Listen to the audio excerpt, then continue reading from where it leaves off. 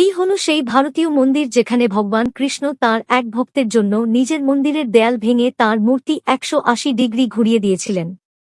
এই গল্প 16 শতকের মহান কৃষ্ণভক্ত কনক দাসের। তিনি জন্মসূত্রে নিম্নবর্ণের ছিলেন, কিন্তু কৃষ্ণের প্রতি তাঁর ভক্তি অগাধ ছিল।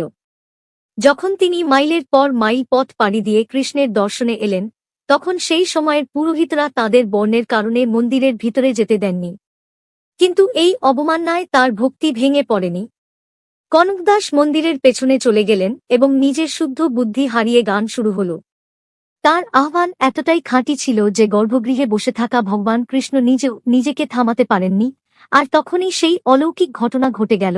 মন্দিরের পেছনের দেয়াল ভেঙে পড়ল এবং কৃষ্ণ এর মূর্তি পশ্চিম দিকে ঘুরে গেল যাতে তার প্রিয় ভক্তরা সহজে দর্শন করতে পারে। এই চমৎকার জায়গাটি হল কর্ণাটকের বিখ্যাত উদুপি শ্রীকৃষ্ণ মঠ। কিন্তু থামুন, যখন কোনো ভক্ত এখানে কোনো বড়মন্নত পূরণ করে, তখন সে কলের পাতা নয়, সরাসরি মাটিতে বসে খেয়ে ভগবানকে ধন্যবাদ জানায়। এটা তার অহংকার মুছে ফেলে, ঠিক কনকদাসের মতো।